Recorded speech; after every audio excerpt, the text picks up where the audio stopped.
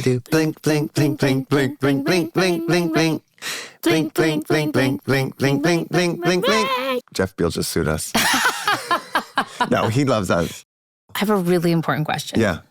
Who are you? My name is Michael Urie. And I'm Becki Newton. And why are we here? We're doing a rewatch podcast of Ugly Betty. Yeah. This is called, This is Still Ugly. Still ugly. We're still ugly. As heinous as ever. No, we have been waiting how many years for this? It's been 18 years since the show premiered on television. Are you lying? 18 Stop years. lying to my In face. September, it was 18 years since the first episode. Even like 18 years ago, we're like, we should do a podcast. We always were, The we TV always show? knew, we were like magnets. Yeah. And we kept doing other things during Ugly Betty. And in the 5 trillion years since, we have had conversations about a rewatch podcast over and over and over. And I know everywhere I go, people say, when are you going to do a rewatch podcast? They also say, where's Michael? Right? Everywhere I go. People always assume that we're together. Do you remember the time we were together and a fan came up to you and was like, oh my God, I love Ugly Betty so much. You're Marc, right? And you went, yeah. And I was standing right next to you and you went, and this is? And they went, Had no idea Because they it didn't was recognize me. you? They had no idea who I was. They're like, we're super fans of the show. We've seen every episode. And I was standing right next to you. And they couldn't figure out who I was. And then you tried to explain it and made it even worse. I was like, never mind. And then you took a photo of me and the fan. Yes, I did. I was like, I'll take your picture. But this has been something we've talked about for a million years. And also, it's very important, like, we have really very, very truly, not just a showbiz thing, we've really remained close all these years. Like, very close. Like, yes. And so, like, it's inevitable that we're doing this. We've come so close to, we've been on stage together. We've done. Remember that time I wandered around on stage in D.C. because you were there? You knew what you were doing and I just followed you around. We've done a musical, we've done a cabaret. Oh, we did that cabaret in New York. Yeah. Michael and Becki is Broadway. And this, though, we've even we kept talking about this. Yes. So why are we sitting here? Why today, right now? How? I don't know. We're both in LA. We're both in LA, and the world needs joy. And yes. This show. And the world still loves this show. And the world still loves this show. People are rewatching it all the time. I hear from people all the time that have just watched it or just watched it again, or like young people, little people that are like, I love Ugly Betty, and I think you can't possibly have watched that when it was on, you weren't alive. Or people who grew up watching it who are now showing it to their children. I mean, this like... Yeah, and what an amazing thing, because we were two very inexperienced actors in the TV world. Absolutely. Who lucked out not only to get the show, but to find each other. Yeah. It's and true. we found each other almost immediately. I mean, like... I remember distinctly seeing you on the street. I want to say it was 28th Street. And we were outside of trailers in our ridiculous outfits. And I was turning like, no heads at all because it was New York. Yeah. And I do remember feeling like such a fish out of water because I'd never done TV before. I'd never acted very much before. And then you were there, so joyful, so grateful to be there. And I just latched onto that. Also, you seemed to know what you were doing because Michael went to Juilliard. Finally. Finally, we told them. So for me, there was this feeling of like, he's amazing. He's so kind. He's so sweet. And he's so good. And I thought if I just stood near you long enough, people might believe I knew what I was doing too. Was it the day that we had our first scene in the pilot together that we met? Yes, it was the day of the first scene. And I don't know where we were on location. In a cafeteria, something like that. I don't right, but remember. you're right, we were in the 20s, even though wandering New York City, dressed in ridiculous outfits. Following, Gina Gershon around. Oh my gosh, as people do. No, but I think back to sort of why we're back here now, the one thing I think people responded to about our characters and maybe about us as humans is everyone needs a friend. Everyone needs someone who doesn't judge them. And I think even though we play the most judgmental people on earth, I think our characters never judged each other. And I know I feel very with you. Like there's probably nothing that I could call you and tell you that you wouldn't somehow make me laugh about. So I think that's what everyone needs, a little bit of that. Totally. The friend that makes them laugh all the time. It makes them feel loved all the time. And, you know, that was a show that was, there were a lot of us on the show. We were all very different.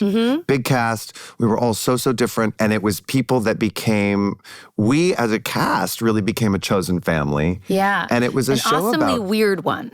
Yeah. That's what I've noticed. Like everyone was wonderfully odd and different. And we were all kind of tucked away together. It didn't feel like people were paying that much attention to us, especially when we did the pilot. Yeah, especially the beginning. No one knew what this show was. And when the show was first on, it wasn't until Oprah. Wait, Oprah? Don't you remember Oprah said it was her favorite show of the new season or something? I didn't know this. I remember them coming in and being like, America and Salma are doing Oprah. And I remember Jim Perriott at a table read going, this is huge. And it was like the beginning, and because we had a crappy time slot at first. We had it was called Betty the Ugly. It wasn't even called Ugly Betty.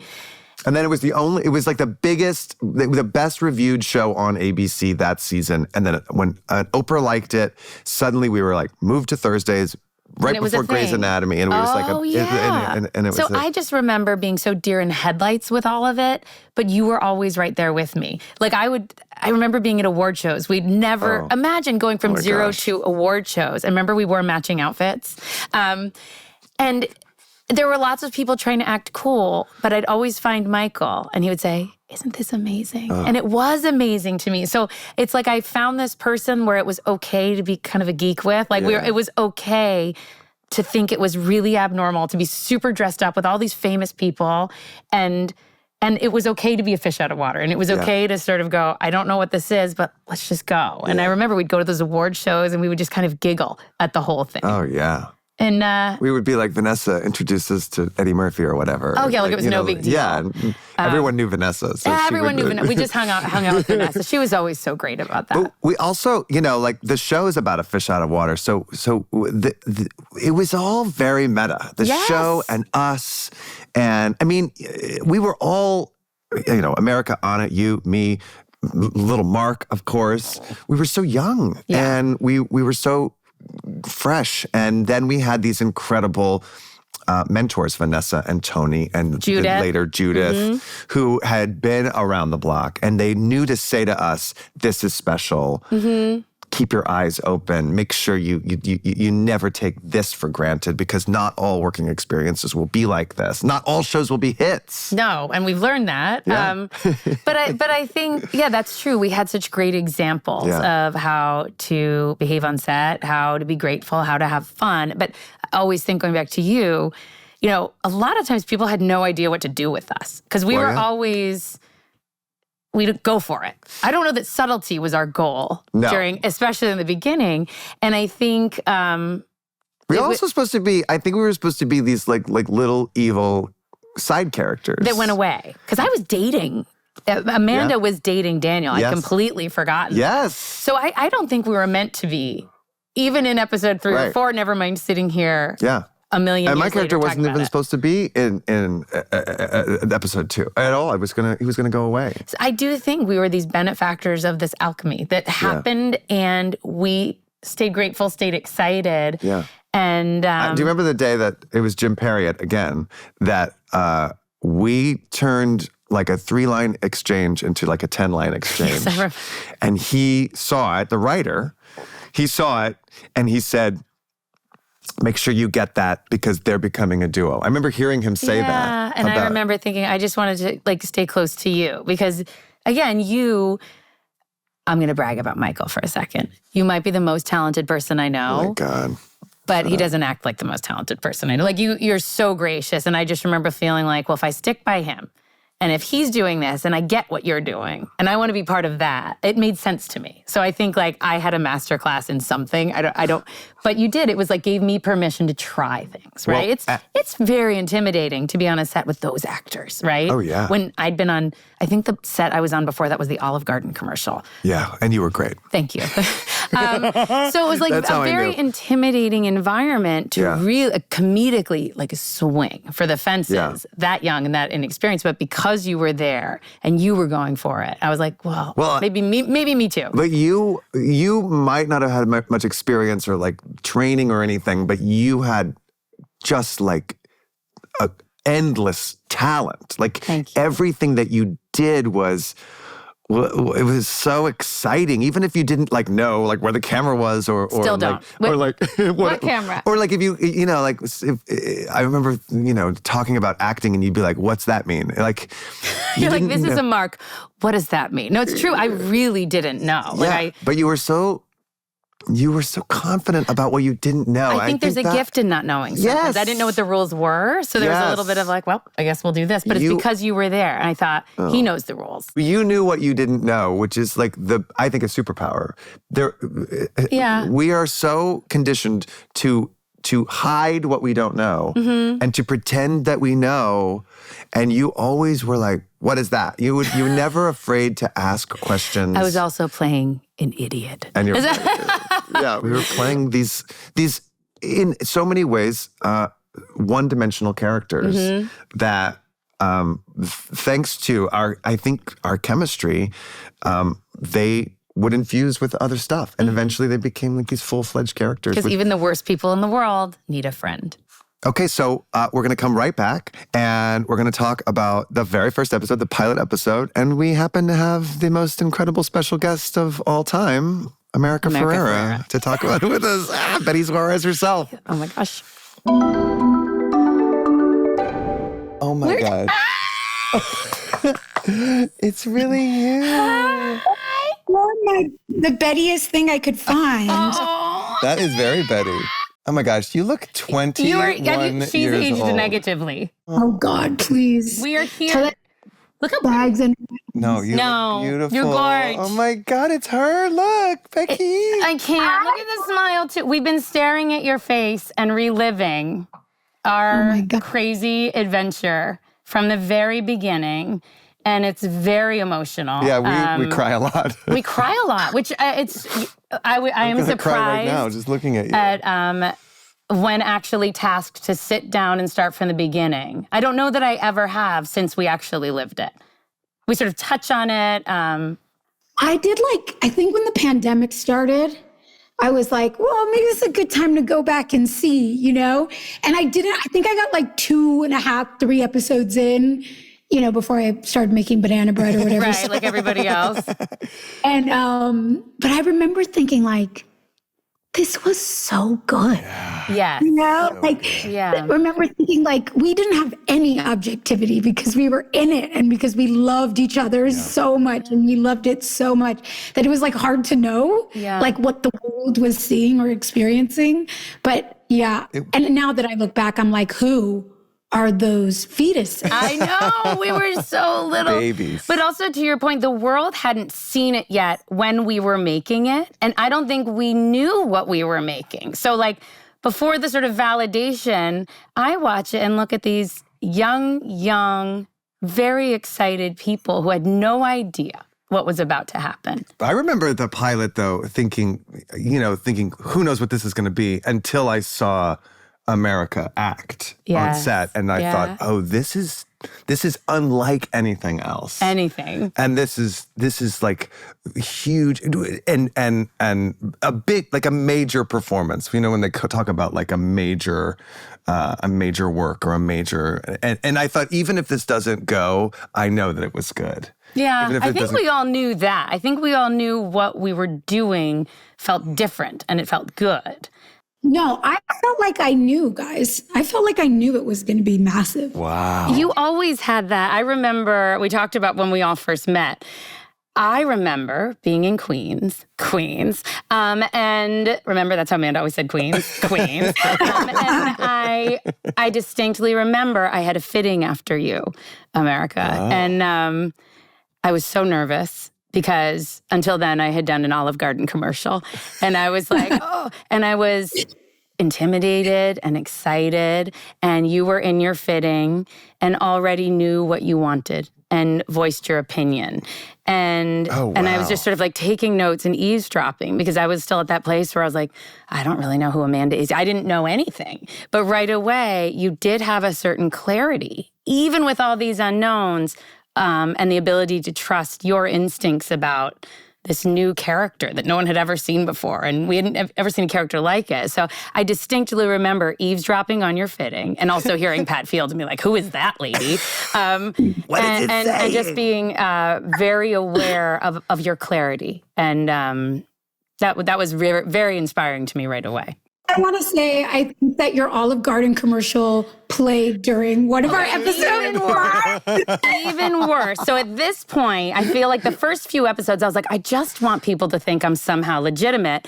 And I hadn't mentioned this Olive Garden commercial to anyone. And the pilot got picked up. We were out in LA and we were all, me, you, and Michael, in the makeup trailer. And they had a TV in the makeup trailer. And everyone's sitting there being kind of professional. We hadn't really broken through where we all started laughing all the time and we all kind of understood each other a little more. I was still pretending I was legitimate. And Michael goes, Becki, is that you? And in the makeup trailer, hi, welcome to the Olive Garden. I was like, it was a horrific moment that I'll never forget. And then from then on, like, people called me breadsticks. I feel like, I don't know, guys, like, I believe you that you, like, had that humility and that, like, unknowing, but I felt like we are part of, like, one of the biggest things that's going to happen to this century. Like, that's just how I felt. But I think that drove that belief in the show, America, is why everybody took it so seriously and brought their A game. And it was because you... We're there saying, guys, this is important. It's going to be amazing. And people got on board with that energy. You need that to make a show succeed.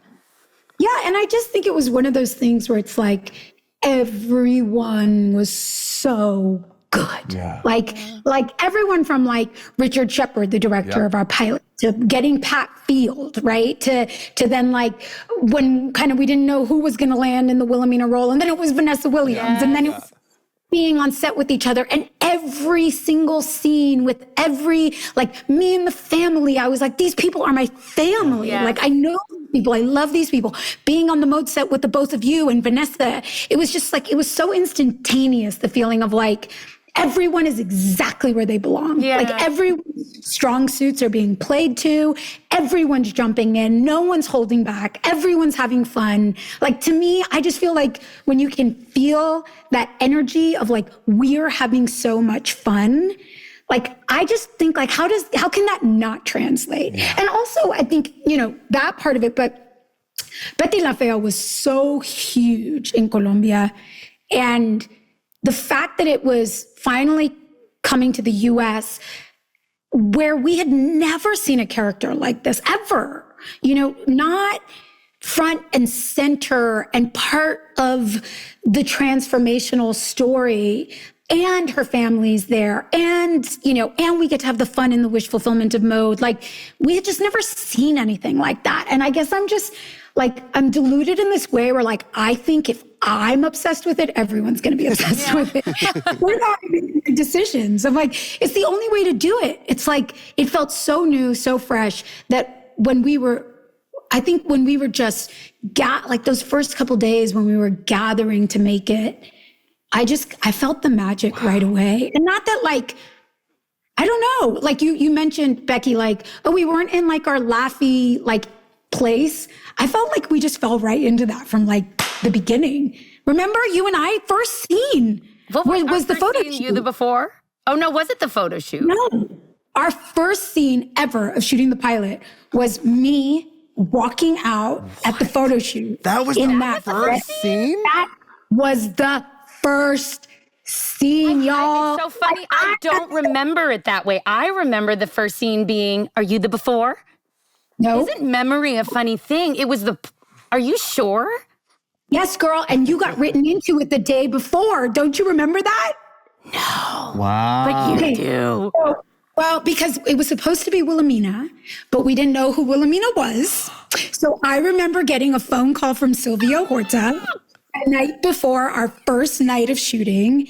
And he was like, so we're still not sure who's going to be Wilhelmina, but we're moving forward with our first day of shooting. Wow. And I'm rewriting the scene, and it's going to be the character of Amanda's going to come in. It's going to be Becki. Wow. Don't you remember that? So and they must have told you. I don't, because for me, all of it was, I was so deer in headlights that I still didn't even know what like a one-line schedule was. So when they said you're working tomorrow, So my first real memory is sitting in that donut for the scene where you walk in. And it could be because chronologically in the pilot. That's when we meet But no, I totally forgot that. Was you like bringing donuts, right? Like, was donuts and then just like evil and laughing at you.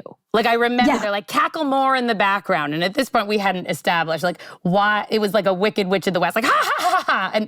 But I didn't know why. But I completely forgot that Wilhelmina, see, this is the thing people don't know. So much changes in the moment, but you think it was always meant to be that way. And there were so many happy accidents like that. Like, do people know that, like, Vanessa was a last-minute recast? No, I don't think they do. So.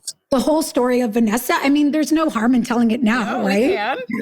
So someone else had been cast as Wilhelmina. We had a table read. It's like every actor's worst nightmare in the world is to do a table read and then get recast. And it was like a pretty obvious, like, everyone was in one world and this other human was acting in a different universe. And they made us do 2 different table reads. So we knew like something was up, right? We did one table read and they're like, oh, we're going to do another one. And the network execs are all going to fly in. And we're like, what's going on? And why are they making us do this? Do you guys not remember this? This is pre-me. This was Michael because he was a co-star. I wasn't there. So he wasn't even at the table reads. Right. One of my favorite things, okay, we'll get to that next. But like, this is the fun part, right? That everyone wants to know is like, it almost wasn't Michael. Yes. It almost wasn't Vanessa. It almost like the person had been cast. Michael, I didn't know you didn't know this. I remember you being there. This is what I'm saying. Our memories now. It's like he wasn't there yet. He wasn't there yet.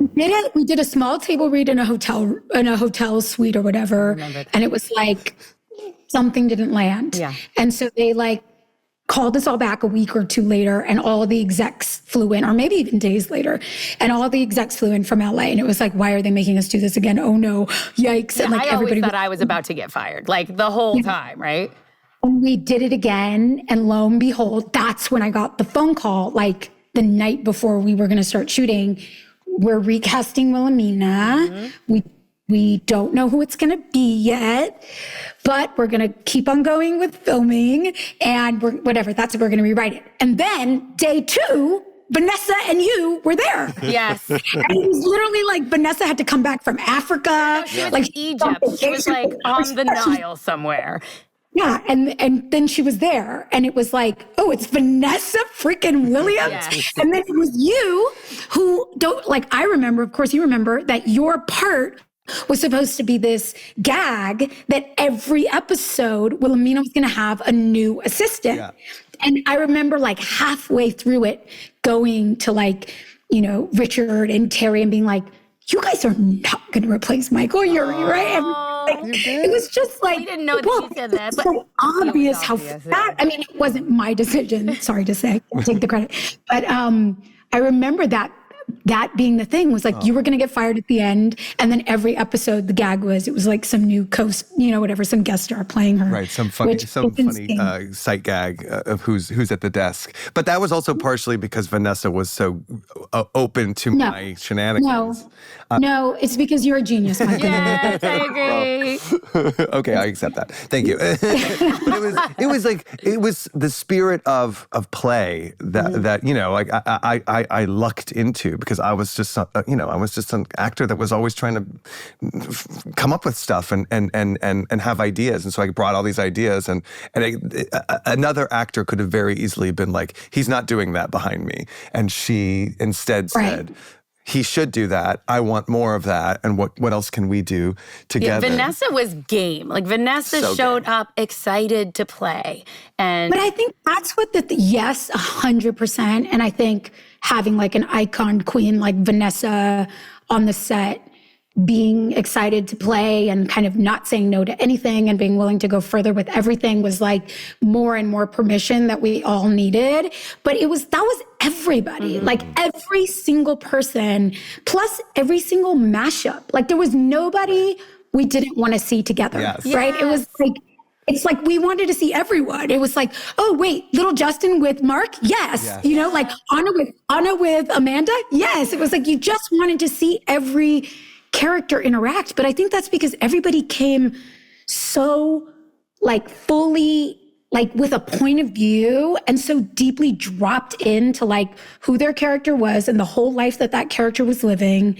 And it was just, I mean, I just think that bringing this cast together was such a big part of it. Yeah. It's like, if you don't have the right people, you can write the best things in the world. But we got lucky because we got this incredible family that came together in this magical way. We were talking about Richard Shepard's specificity. He found this like just so much dimension to it with such little detail. And he gave me the, after I said killer poncho to you in the conference room, he said, stick your finger in your mouth, like stick your finger in your throat. And, he just said that one take, and I did it one take, and that was like in every promo, and it was sort of defined everything. It was sort of like, that's the show in a nutshell. But I always thought you meant to do that. That's what happens is these accidents become these things. We don't even know, like they weren't planned all along. Do you have any of those? Like with him, he was just so good. It's funny. A couple of things are coming to mind. I don't remember like exactly like the piece of direction.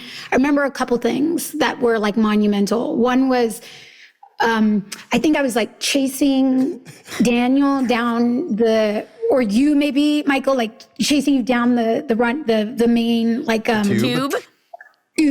And I was wearing those terrible like wedged Mary Janes with like the strap. I think the same one she put on Anne Hathaway for Devil Wears Prada when she and I think I remember I was like walking and my shoe like turned and my foot like I did a stupid Betty thing. And then I just like got up and kept going. And I was like, oh my God, you're such an idiot, America. You don't even know how to walk. And like, of course, that's what he used, right. And of course it was like, that's perfect. That's exactly what we want all the time.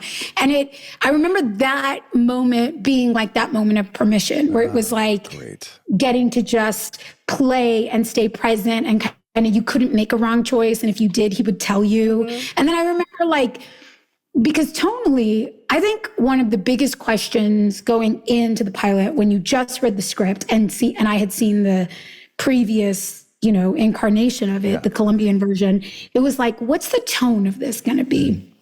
Right? Like we have me walking into a glass wall and you have me like having this deep emotional moment with Daniel in Betty's house saying like, you'll never know what what it's like to be me, like being on the phone, trying to get the insurance company to pay for your dad's heart medication or whatever.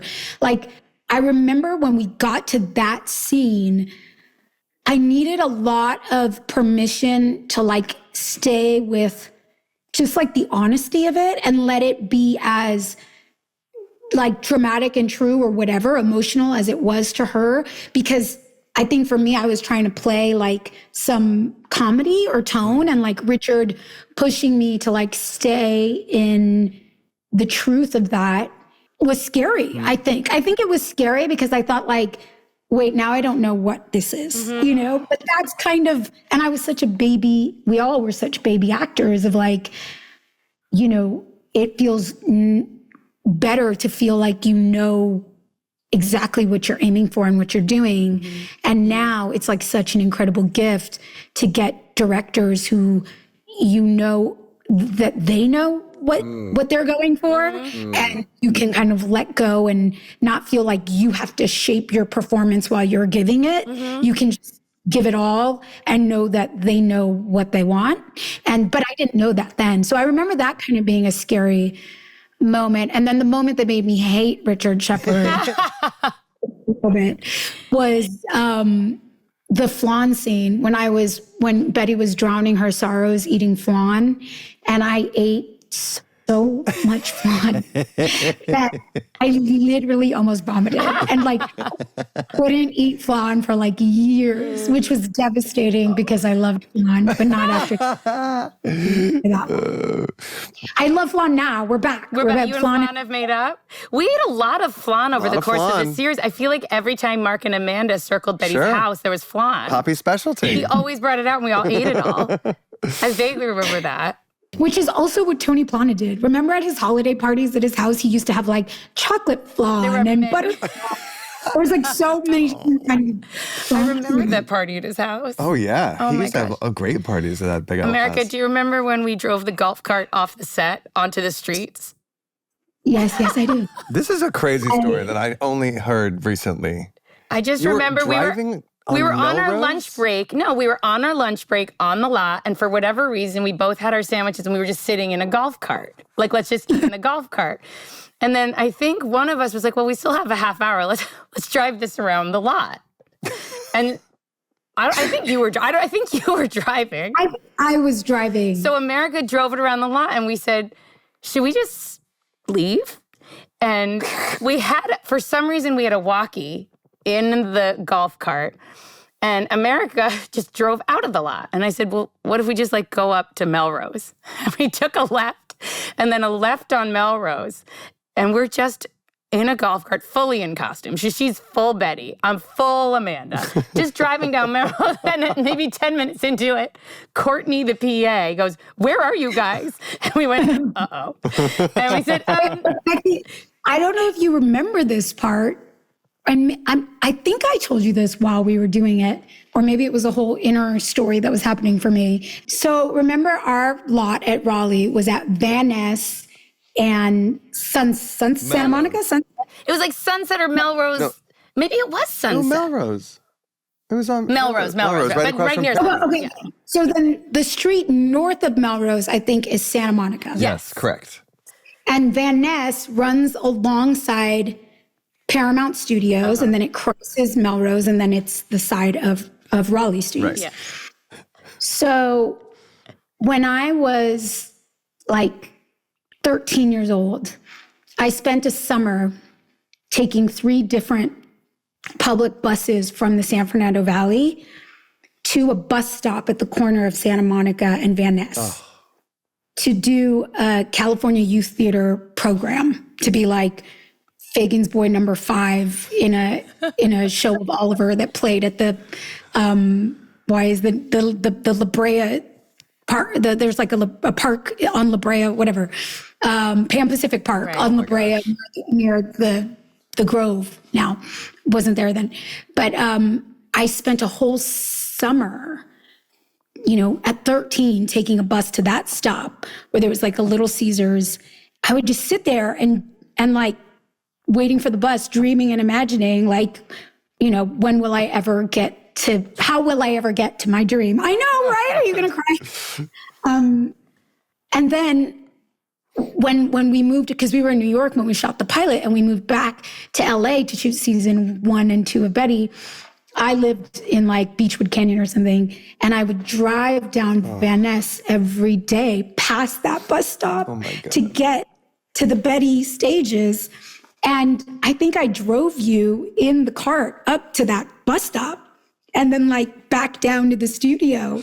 And maybe I told you and maybe I didn't. I don't think you did, but I'm glad you're telling me now. I just thought we called it we were free. We just wanted to drive around. We were being total assholes. We were being assholes. I tell that story now and I'm like, you just sound like an asshole, America. I don't know where we thought we were going. I don't know what we were thinking. We thought but we're so funny and cute. So it's fine. It's fine. You're right. We're going to cut that out of the podcast. That spirit, though, of us goofing and the crew being all right, let's move it along. that was, I remember that. I mean, of course, then then the show was a big hit and they were much more generous and they became family. I mean, that crew was so great. I still think about it. But do you remember how many hours of footage we would hold up laughing? So and when the much 3 of us got together, before they even rehearsed, we'd start laughing. And then if we couldn't even get a word out, it was over. It was okay, rolling, and none of us would be standing there because we were trying to laugh off camera. And then Michael could hold it together. America, you could not. I'm a professional. I'm not a professional. You're not. No. Totally useless. Michael would act disgusted. He would get this look on his face of okay, guys, which made me laugh 15 times harder. I think the emotional part has been to go back to who we were and what that felt like right in the beginning when we knew nothing about it. And that's, I'm emotional thinking just about it. Have we mentioned that, it will be 20 years ago that we shot the pilot? I was 21. That was crazy. Half of my life ago. But I'm looking at you now, and I'm sitting next to Michael, and it is that feeling of it feels like it could have been last week. Well, that's the craziest thing about Betty in particular is like Betty always feels to me like yesterday. Like it feels so close. Always.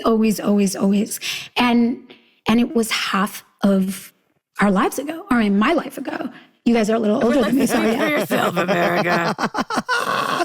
You know, when we first said hello and I saw your faces, I mean, not that we haven't like seen each other through the years. But in this particular context, I think about our time with Patti LuPone on the set. Wow. And I think about that work that you guys did together that was so beautiful.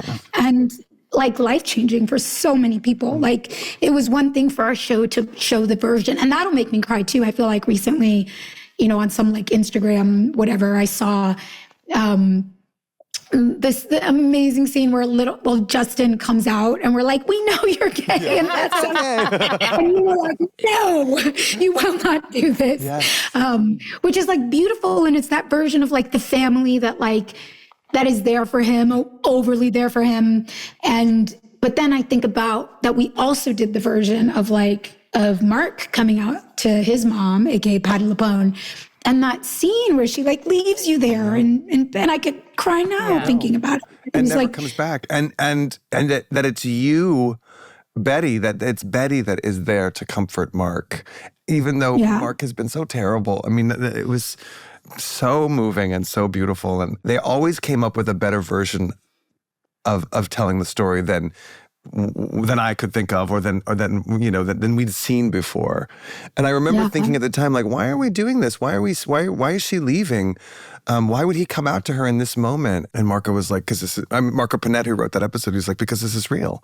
This is what happens. This is, and it was very personal to him, and it became very personal to all of us. So many people too. And it happens all the time. I'll be on a job, or I'll be in a situation, and I'll be around a young person or not a young person, somebody who Yeah, they're not young anymore. It's like people were like, I grew up. I'm like, you're 35. What are you? But they'll wait until the end of the day or the end of a job, and they'll come up to me very emotional, and they'll say how much the show meant to them, or how much watching a character like Justin or a character like Marc at that time meant to them. And I'm sure you have the exact same thing. I mean, I'm sure that it happens to you all the time. Oh, yeah. I mean, nonstop. I mean, and what's so beautiful is like, streaming wasn't even a thing when we went off the air. Like now I think about like, oh God, had there been streamers, maybe we would have had like the Mindy treatment of like, ABC canceled us, but then we did 2 more seasons on Netflix or Hulu or whatever. But those things didn't even exist when we went off the air. Do you remember when we watched the episodes together on Thursdays at lunch?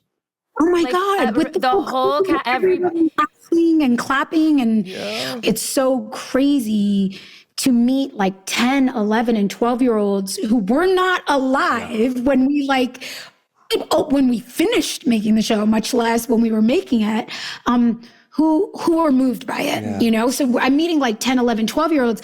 But yes, to your point, meeting 35, 40-year-olds, people in our industry who are like, I am in this industry because I watched the storylines and the characters on Betty. And so, yes, we are getting that constant, like, affirmation of what the show has meant to people and continues to mean to people all the time. But as you were speaking, Michael, about, how awful Marc was to Betty and like how she and her family were there for him. It's like, I think, and I might be wrong, I think it's a mix of these things. I think the characters could be so kind of their nastiest, worst self to each other, kind of all of them, because we had such a deep love for each other. Like we loved each other so much. And it's like, we wanted to be with each other. We wanted to play with each other. And I think that bled into these characters where it was like, that Marc couldn't wait to like walk over to Betty's desk and say something awful to her. Right, because like that's waiting. He got there early just so he could have her walk in. Yeah. And how many times does Amanda like just sit by Betty's desk waiting for her to get there? It's like, our love for each other, even though our characters were like at odds or whatever, I just think that at the core of it, our characters loved each other. And I think that allowed the writers to go further and to write further towards like this world of contradictions, but ultimately characters who like deeply cared and loved for each other.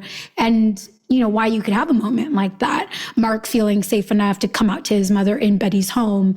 You know, I think that was the deep magic of us and the deep magic of the writers knowing what was in front of them and then like writing for it. Do you remember how close Michael and I would walk behind you? So we'd have scenes where they're like, and Betty's here, and Marc and Amanda are here, and we would squish you. So we're like, what you doing, Betty? And Michael had this habit of getting nose to nose. Remember, Michael would be like, what's going on here? And like, we just couldn't get close enough to each other to torture each other. So they would basically put us all in a one shot walking down the hallway together because there wasn't enough separation to get individuals. I like the amount of times that like the Steadicam guy would be like, Becki, could you just maybe... Because I would stand so close to you. I'm crying. Do you remember the flashcard scene in the Patti LuPone episode? Wait, it's like kind of a vague memory, but remind me. I'll never, ever, ever forget it. And I tell people about it all the time because it's a scene where you're going to pretend to be my girlfriend from my mom. I remember this. So we come up with these flashcards to make yes. so that we get to know each other. And it's all this like, what's your favorite movie? And what's your, you know, and you get everyone right and I get everyone wrong.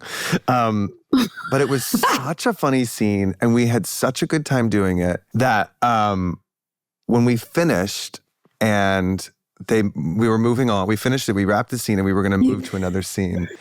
I know what you're going to say. You and I did it again just for each other. One more time just for each other. And it was... nobody was there. They were all moving. They moved on to some other part of the set, and we were like, "Should we do it one more time?" And that happened. Like there were so many scenes that we would finish, and it was sad to be finished because they were so fun to do. But then there were scenes where we all laughed so hard that they're like, "I guess we got it," because they weren't sure if they actually got one where one of us wasn't laughing through part of the scene. We just like. There were times where I think they just had to give up. They're like, I don't know if there's going to be one where one of us is laughing a little bit. And there are scenes, there are definitely shots in the show where you can always see my really watery eyes because I'm going, like trying not to laugh. That is a bar for me. That scene is like it's a barometer for everything I do. Is it as fun as the flashcard scene? Oh my gosh. And I feel like, I mean, and that's not to say that like I've never experienced that kind of joy and fun on a. No, you can say you've never experienced that much joy and fun. After the show ended, because it was my first real experience, I thought all shows were going to be like that. And I think very quickly, I had some really positive experiences, but that crackle and that magic and that feeling I had on that set with you guys, joy. I wish I could bottle it. It would be like, it was just, I didn't even realize what it was. And then went out into working world and have loved it. But that feeling and that as our first experience, I can't get over it. Yeah, I mean, Michael, what you were saying about that thing about the flashcard scenes, it's like the gift of being surrounded by people who are so good and so skilled and so talented, but also so deeply looking for the joy and like filled up by it and energized by it. And it was like, wow, you don't get that often. We're like, people are like, we're here and what are we going to do? And what if we did this? And let's add that. And like, and let's do it again. And the cameras are moving on, but want to do the scene again? Like, I didn't go to acting school like you might be doing. Becki, did you go to acting school? No, I have a degree in history. I remember getting to season 2, like episode 4 or 5 and being like, I don't know what the fuck I'm doing. Like, I don't know how to build a character that will go on for years and years and years. Like, I know how to it's instinct, you know? And I remember being like, I don't have a box of tools. I don't have, like, how do people evolve a character, build a character? Like, and I literally, at that time, like, I went and I found a creative coach who's been with me for 17, 18 years. Now I have a process, something deeply self-created. But like, at the time, I was very, very like, raw and like just kind of flying on instinct. And not that it was the first thing I'd ever done, but it was definitely the first time I had been challenged to like create a character that had to change and evolve, and also not get sick of myself, not like learn my own little tics and be like, oh God, I'm doing that thing again. And, I'm like, I hate the things I'm doing. So I had to start doing that work for myself. But I remember these moments on set with each of you, there were moments like this. But Michael, for our characters, for Marc and Betty, remember the episode of both of us trying to get into the program. Yeti. And I remember that whole episode, but particularly the scene where you tell me that I'm getting in because of affirmative action. Yes. Remember that? Yes. And then I'm going to cry thinking about it. And then the scene where Betty comes back at the end, right? To like close it up or whatever, like to make it. And I'm not even remembering what was said in those scenes. I'm just remembering that doing those scenes with you felt like as an actor, such an incredible gift. I felt like working with all of you and what those scenes felt like was like, as an actor, getting to grow, getting to evolve, getting to be pushed to like new edges for myself. And so it was fun and it was silly and it was ridiculous, but also there was such beautiful work happening. And I remember like feeling that and knowing that in the moment, like how lucky were we that we got to like work with Judith freaking Light, and like, and to try to like be your best, most present, most alive self, because everyone was bringing it. And so it was like every day was a chance to grow and evolve and do the best work, but find joy in it. It was all the things. To like go from a flashcard scene to an affirmative action scene in a matter of years, but like to watch those two characters grow. And the image that I always have, the Marc and Betty image I always have, is from the last episode, where you they were having a party or whatever, and it's you hugging me and my head, like you're little and my head's on top of your head, and you say something like you're going to miss me, or you're going to miss me, or something like that, because you're going off to London. And that growth that our characters had with Betty was so beautiful. And that's a TV thing. You can't do that in a movie or in a play, because you're telling one story of it. Then to watch that on a TV show and watch that growth. But you mentioned Judith Light. The Judith, Vanessa, Tony of it all, to me, was so. I always think of like, I don't, I feel like I knew it was special all along, in part because of them, because they made us, made sure we knew that these three veterans had been around the block so many times. They made sure, I always think about like, they made sure we knew this is different, this is special, don't blink. Because there was a lot of, I remember Judith at table reads. So a table read, she would come and she knew all her lines already. And if she had emotional scenes, she would go there all the way. There was this idea of show up from the first time they say action and imagine how far you could go. Like, she was always ready. And same with Vanessa. Like, it was a masterclass. So I didn't go to acting school, but being on that set for those first few years of my career, it's like I absorbed from all of you guys, to your point, like this lesson in technique and all those things, and then the joy that's brought with it. It's so rare to find all of those things in one place, I think. Table reads were my favorite. Oh, yeah. Like, and I feel like no one needed table reads but us. I don't do them anymore. Like, we don't have to keep doing it. We're like, yes, we do. We have to keep doing it. Table reads. It was like, it's table read day, and we got to sit and we just got to like make each other laugh like idiots, which is what we did every day. But to get to hear each other's scenes, and it was just, like, okay, so I know people are watching this because they love the show, and they maybe don't want to hear us like talk about ourselves as like individuals and people. Maybe, who knows? But it was like, there was the experience of Betty, which I 100% agree with you. It was don't blink. It was every single one of us understood that while it was happening, this was magic. And I think because I'll speak for myself, because I knew even when we were on our fucking 21 of working, and there were 21-hour-long work days. Gosh. Where I cried from exhaustion. I was, whatever. It was the hardest, hard, long hours. So it wasn't like rose-colored glasses or anything about the experience. It was hard work. But it was fun and joyful work. And we knew how special it was. And I feel like I knew how special it was every step of the way. The people, our love for each other, how much fun we had.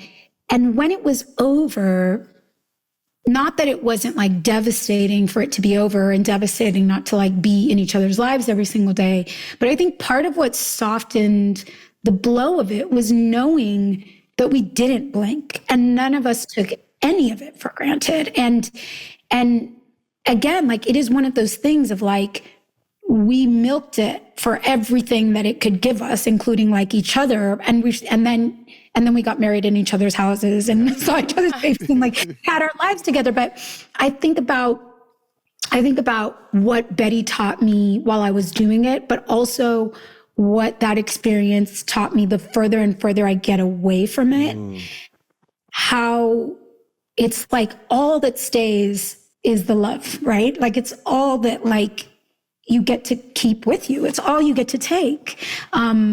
Because the money runs out, the awards, whatever, come and go, people stop, whatever. And it's but what you get is knowing that you showed up. We showed up with every ounce of our love for each other and for the characters and for our audience.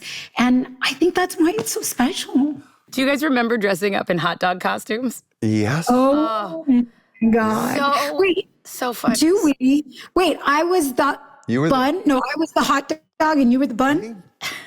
Yeah, or was I the hot dog? You were the hot dog and I was the bun.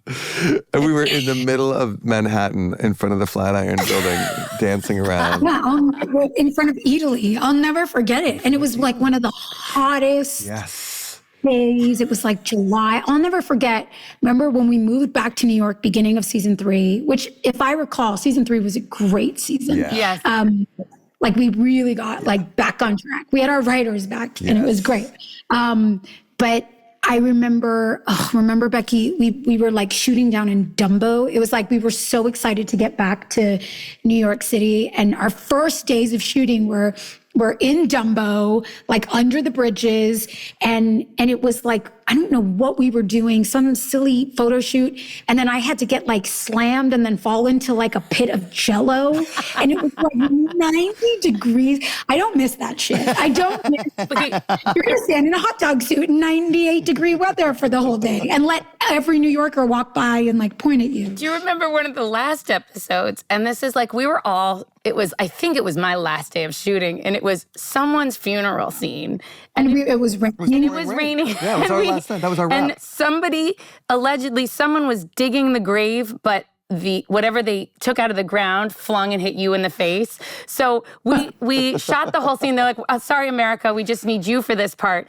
And you had to stand there while someone off camera just threw mud at your face. And that's a wrap on America Ferrera. And everyone else already left and you were so miserable. And they're we didn't get it. No, do you know how I actually rapped? Wow. No. By myself in London. Oh, that's super sad. Isn't that so sad? My actual rap.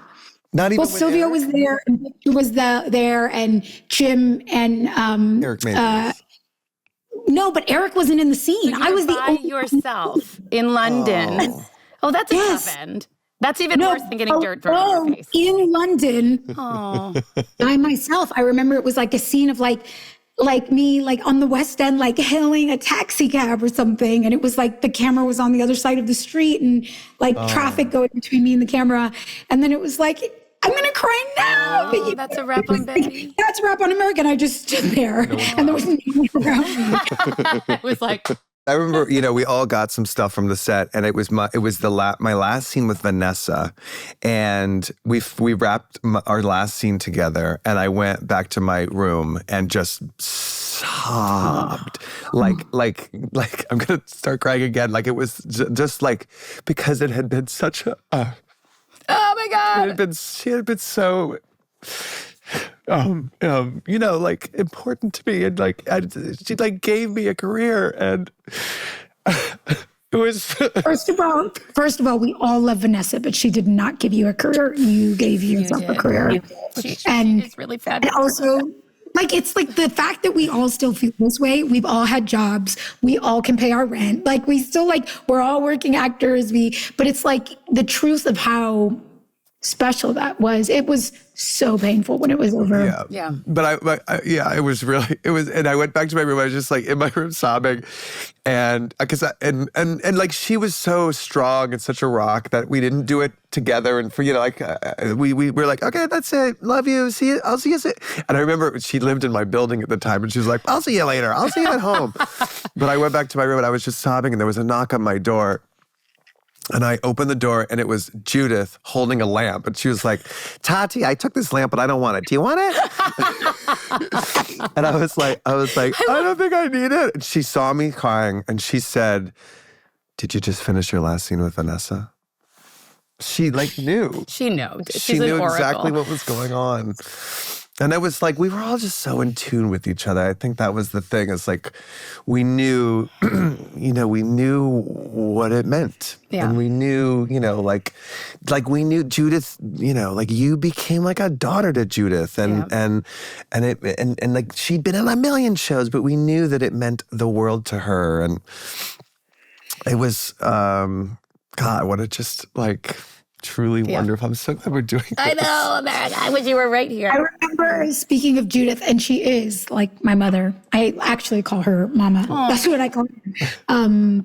And she married me and Ryan, as you both know, at Vanessa Williams' house. Which I think oh my God, it was at Vanessa's house, wasn't it? Oh my God.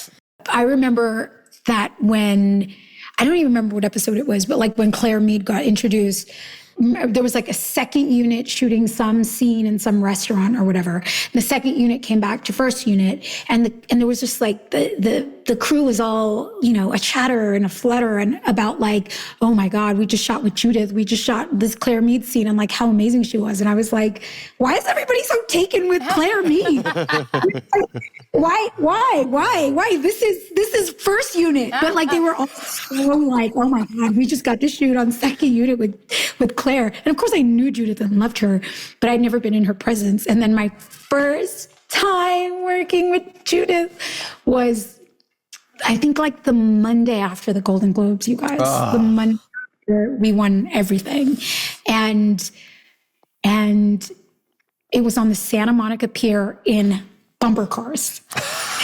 And there are pictures of it on the internet, so you can look it up. But I sat in a bumper car with Judith for 12 hours on the Santa Monica Pier. And I was just like, I was just transformed. There was like life before I knew Judith and then life after I knew Judith. And, but that's kind of the way our family worked. That was how we were. She was so a part of it. I'm so grateful that it happened and that we're revisiting it now. All these years later, it's still clearly so emotional. And so we all were transformed by this experience and through each other. And I'm really, really grateful. And I'm so proud of you, America. I'm so happy. How many episodes are you guys doing? You're going to like, you're going to watch it and then interview people as you go? Yeah.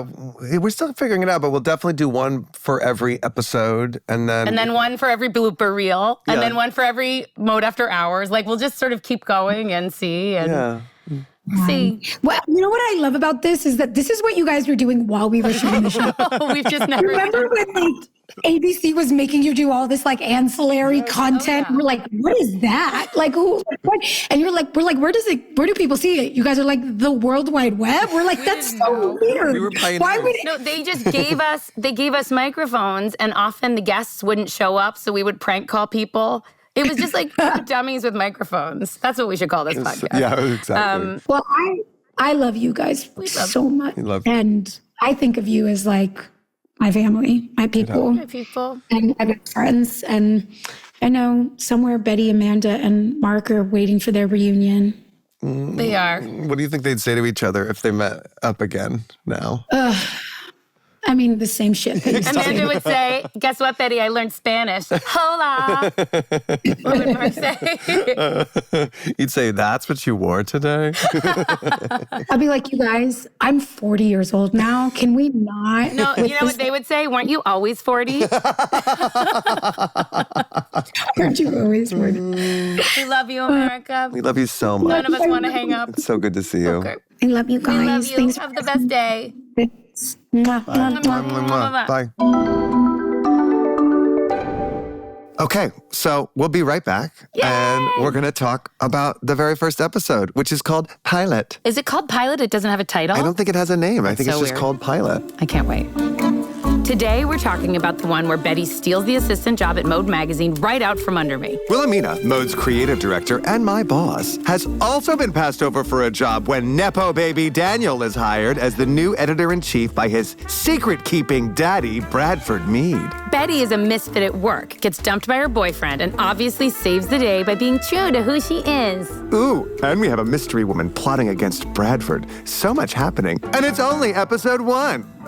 So what do we really need to know about this episode before we launch? Well, the episode is the first episode, and it's like the pilot episode. It was before we knew there would be a TV show. Like, it was just, we would hope, everyone was hoping. Right, it was like, at that point, it's just one script. It's almost like filming a movie. It's based on a telenovela, so Yes. it had like it had source material. Right. So basically, a lot of people have seen this pilot. A lot of people who love the show, but let's just say it in a nutshell. Betty Suarez, Yes. a non-fashion person from Queens, gets a job at Mode magazine. Nobody wants her there. Right. She's trying to apply for a magazine work at Meade Publications, which has lots of publications. But Bradford Meade sees her, the owner of it, and decides that she will be the right person to assist the new editor-in-chief, his son, Daniel Meade. Daniel Meade. And Daniel has this problem where he keeps sleeping with all his assistants, Bradford, Amanda included. Including you, yes, including. So Bradford's like, listen, I need someone to actually help, and I need him to not want to sleep with her. So when he spots Betty,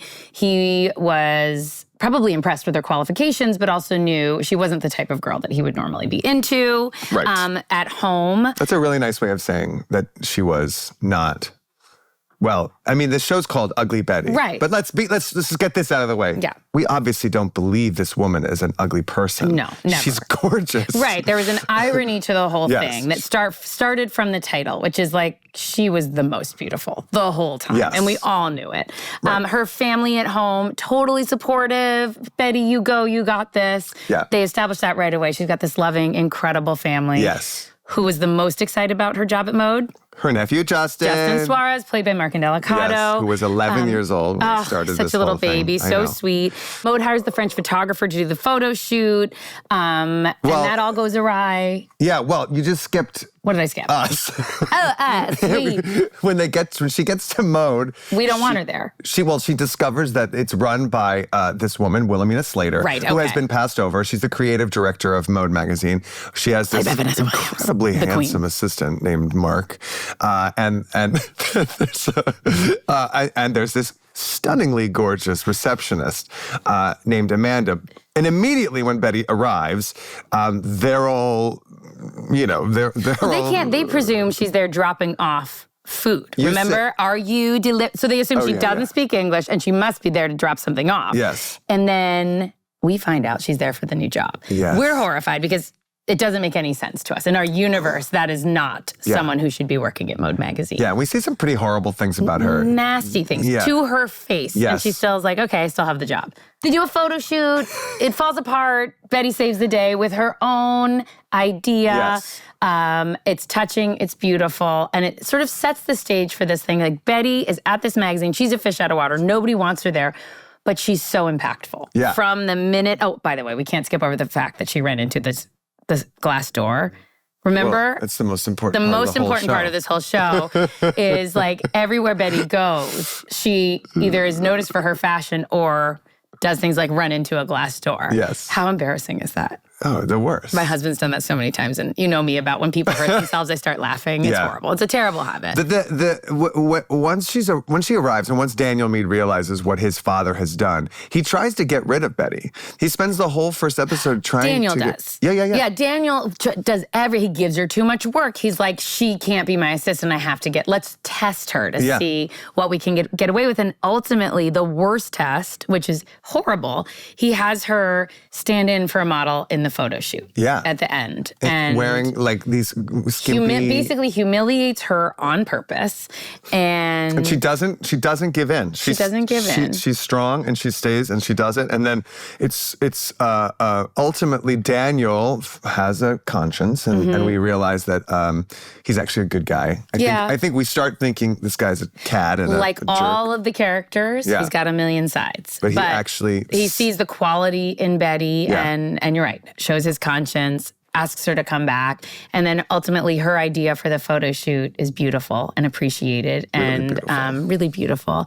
And it's just like the perfect pilot of a wonderful show. It's like a movie. I mean, I remember when I first saw the finished product, I was like, and Richard Shepard, the director, a features director. Yeah, he was It's incredible. such a beautiful time. And he won the Emmy for this episode. It was visually beautiful. The tone was right. The music, it all worked together in a way that I think nobody could have even predicted. It had that alchemy that is so hard to plan for. Yeah. So this episode sets up quite a bit of drama, a lot of unanswered questions about who this mysterious woman is. Obviously, Wilhelmina will continue to strive to get rid of Daniel and become the editor-in-chief, which will be multi-season arc. Gina Gershon is introduced as Fabia. Oh my gosh, yes, what incredible guest stars. It also established the looks. Of Patricia Field did the pilot episode, and you could see such a distinct look in each character. Yeah. So we established Amanda, and I remember the tie. I remember the layers I was wearing. Yeah. A shirt, a dress, a belt, a tie, yet somehow it just felt so sexy. Yeah.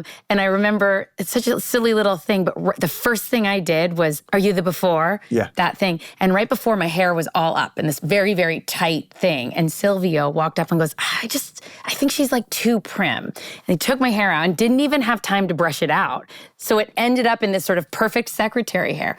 Total accident. Wow. It was just because Silvio went like, I want her to be uptight, but I need her to be sexy too. That's great. And it's incredible how those little moments, those little decisions can affect so much. Sure. Well, Silvio, who created the show or developed it from the telenovela, wrote this pilot episode, is no longer with us, which is heartbreaking. But was such a genius. Yeah. And especially with things like that. The details, those little details, and there's so many of them. I think every character on Ugly Betty is somehow Silvio. Yes. Like you can kind of trace back. But the most sort of the iconic thing, the Guadalajara poncho.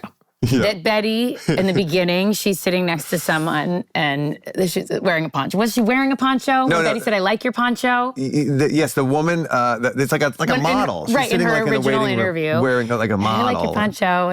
And so Betty thinks, I have the perfect thing. And she rolls in with the Guadalajara poncho. So sweet. It's sweet. It's brilliant. And she was so excited. And the braces and the smile. So the look right away was beautiful and bright, and you couldn't look away. Yeah. And I think that was the goal. We're going to do this thing every episode. We're going to call it Best Looks, and it's going to be where we isolate the best look of the episode. Like, what was the best look? Right. Not our best look, no, the best look. Okay. And I'm sure it's going to be impossible to pick just one, but I think we should pick one. And I'm going to go with Guadalajara poncho. Always Guadalajara. Oh, you can't go wrong with the Guadalajara poncho. Right. Was there, when you watched this pilot back, what was your waterworks moment? Oh, yeah. So the waterworks moment for this, I had two. Yeah. So, and just so everybody knows, in every episode, Michael and I've talked about, when we watch this back, we start crying. So like burst into tears. And you don't know when it's going to happen, but it's so emotional for us that every episode that we rewatch, we're both going to identify the most obvious waterworks moment where we watched and couldn't stop crying. Well, there were two. One was when Betty is looking through the photos of her mom and her with the makeup, which is what gives her the inspiration and ultimately the pitch for the Fabia Cosmetics photo shoot. Seeing her look through them and just remembering, like who Betty is at her core. Betty's mother had passed away, and she used that like memory and those photos as a way to pitch this beautiful idea. That made me burst into tears. And then the other one was sort of a bigger picture memory of Silvio, and remembering what it was like shooting the pilot and getting to know him for the first time. He was so young. How old do you think he was when I think he was like 29, 30, like really young. Yes. And he was so vibrant and beautiful and like exciting and so like remembering him on set being like a kid. Yeah. And I mean like a literal kid, but also acting like a kid. Yeah. So excited and giddy. And of course we all were too. And you know, there's like the moments when I'm watching the show and I see the show, but I also see behind the show. Like I can remember what the set was like, and I can remember like crew people behind walls and what it was like waiting to enter a room. And the nerves, the feelings. Yeah. And Video Village, Video Village is the area where the director and everybody sit and watch the monitors while we're shooting. And I can remember Silvio, being on set and watching, and it was the behind the scenes imagery that like made me burst into tears. What was your waterworks moment? For me, it and I mentioned before that hair moment when Silvio came up when I was sitting. The first thing I shot was a year before, and I was so nervous. I mean, I was so nervous that I was shaking. I didn't have a lot of experience. I knew this felt like a really big deal, and I knew the other actors were accomplished, and I didn't want to mess up. And there's nothing more nerve-wracking when you're like, don't mess up, don't mess up. And I remember I was sitting there, and suddenly you feel like there are 500 people staring at you, because they all are. There's all the crew. And I was like, are you the before? Richard Shepard gently came over, and he just said, okay, let's do it again. You can say your lines a little softer, because I have this tendency to just yell, especially when I'm excited. He said, say a little softer. And this is what he said to me. He goes, after you say, are you delivering something? Smile. And I said, oh. So I said, are you delivering something? And that instant, like that moment, wow. I remember that he was so there for me and there for the character.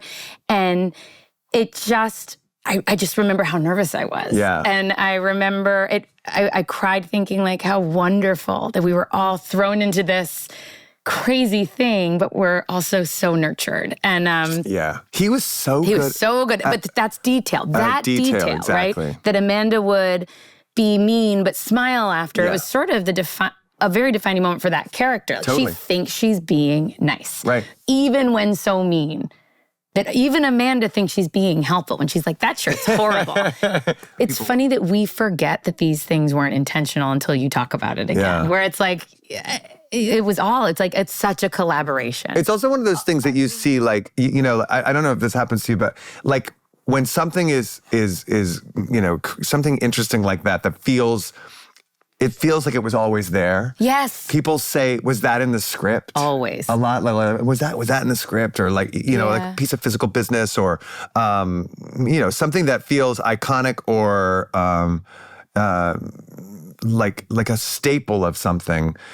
And it's not always, sometimes it is in the script, but sometimes it's like, and I think to Silvio's credit, he really encouraged us. Like he wanted us to play. He wanted it to feel silly. And I think with our characters in particular, it's like, he would often ask me, what do you think? What ideas do you have? And I thought all sets were like that. They're not. Like Silvio, it takes so much confidence to say like, here's what I've written. What do you think?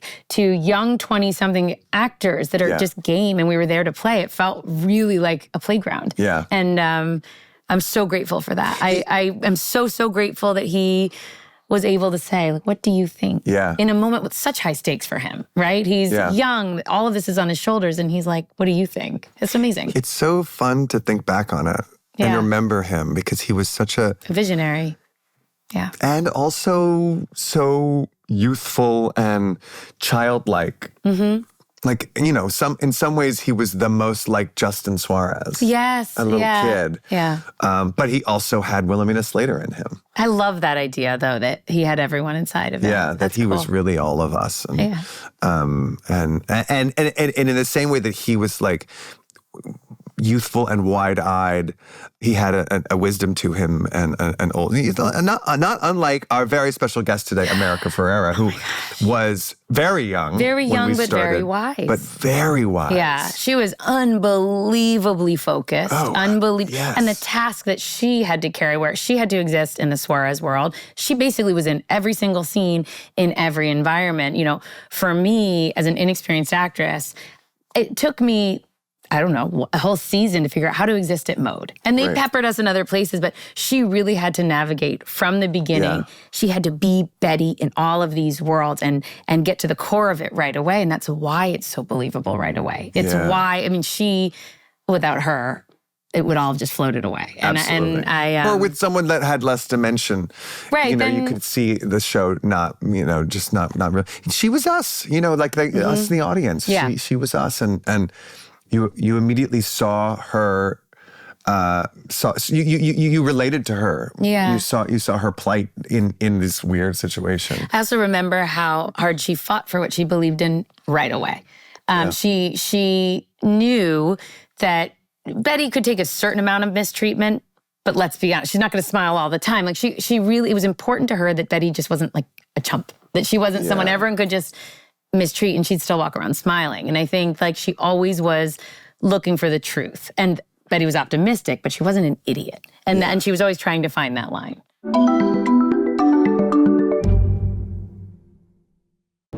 Do you want to play a game? Let's play a game, Becki.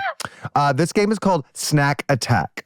So on every episode of Still Ugly, we're gonna play a game. Okay. And it'll have something to do with that particular episode that we just watched. And this episode features a number of significant moments involving food. What's your go-to snack?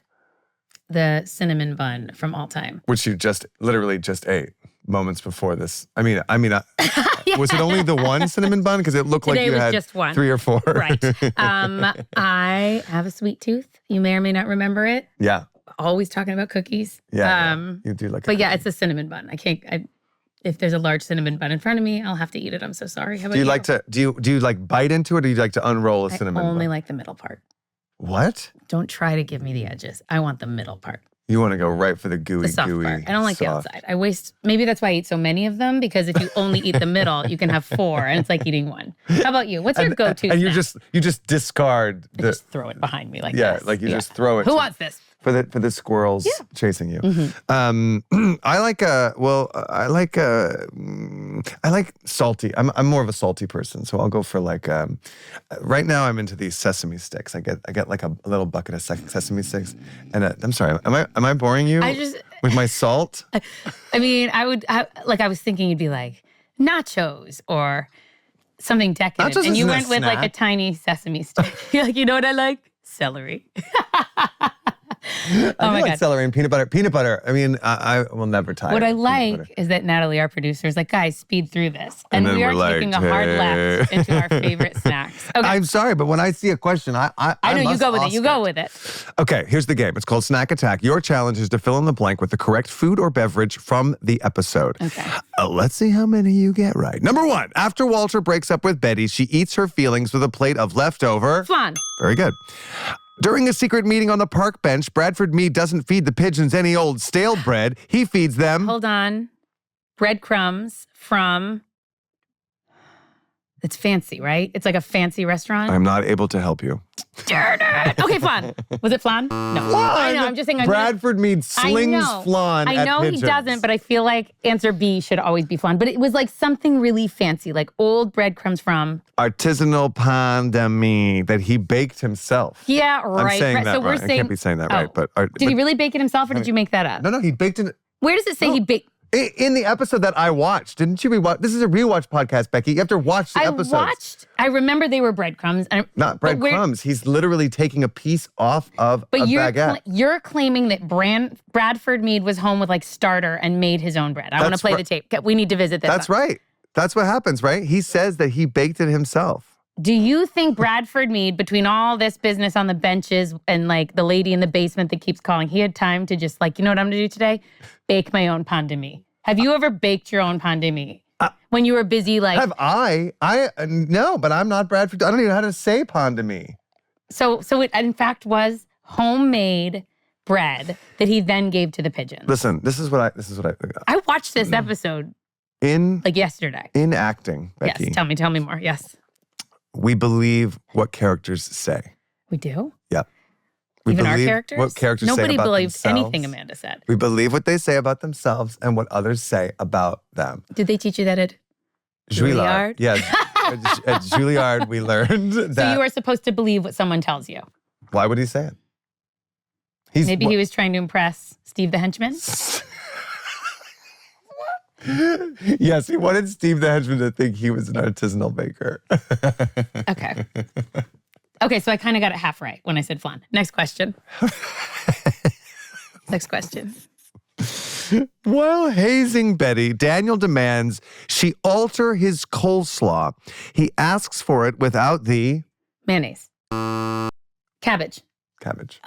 Okay, mayonnaise would have been a really good request. Take the mayonnaise out of my coleslaw. Suck the mayonnaise. Right, because it would have been one of those impossible tasks. Remember, he goes, I love coleslaw. I hate cabbage. I remember that. But like coleslaw is cabbage, It's just right? cabbage. And then she's in there with tweezers. I remember this, okay. Okay. After the disastrous car crash campaign is revealed, Fabia expresses her frustration at Daniel by hurling a handful of... M&Ms. Very good. Yes, and I remember because she would feed the Chihuahua. Do you remember she had a little dog and she would feed him, but you can't give dogs chocolate. No, you can't give dogs chocolate. That poor dog is probably dead. But what I love... I mean, that dog's probably dead anyway. It was just like, it's not enough, the costumes, all of it, holding the dog. There was a close-up of the dog eating M&Ms. Yeah. It's so funny. It's so ridiculous and so wonderful. And dangerous. A really bad example for a family show to show... That was the bad example. You're right. There were a lot of bad examples. A lot of car crashes on this show. Fiery car crashes. Yeah, there's a lot of stuff that I wouldn't necessarily call family friendly. It was an 8:00 show originally. Yeah. Right? Well, there was a lot of skin and sex. Yeah, sex and my butt. And right? Remember in the pilot, everyone saw it. Yeah. Right? And you're like, sexy little body. Right. Tight little bikini bod. We haven't really talked about Gina Gershon very much. Do you remember she puts out a cigarette directly on the conference room table? And nobody said anything? She just put it right out. I mean, she was hilarious. And she taped her face. Yes, because to make it look like she had a facelift. Right. And plumped up everything, and she was great. She was so really good. I mean, that's Gina Gershon, like just in our pilot playing. That was incredible. Playing like a Donatella Versace kind of a character. Yes, I think that was the inspiration. And she had such a good time. She loved it. You could tell watching it back that she had a blast. Yeah. I still run into her from time to time, and she's always like, do you remember me from Buckley? I'm like, of course I remember you, Gina Gershon. My God. I know. Hello. Showgirls. I'm gay. Okay. When it's revealed that Philippe and Wilhelmina were conspiring to tank the campaign, we know they were in cahoots because they are sharing a bed. Right? Don't we know that? They are sharing a bed, but this is a food game. They're eating? A food and beverage game, a snack attack game. So they're sharing food at work? Food and beverage. They're not at work, they're in bed. So the food we're talking about was in bed with them? Correct. It wasn't like meatballs. It's a digestible. Don't think of it as necessarily food. It's just a food and beverage champagne. Yes, okay. You really had to feed me that one. Okay. Okay. So basically, very good. Did I win? You basically, yeah. You know, you. I basically got them all right. I guess it would be a draw. If I'm being honest. Okay. So another thing we're going to do every week. Every single week, because I love this. Is we're going to answer fan questions. And you can ask us anything about anything. It can be about the show. It can be about... It could be advice.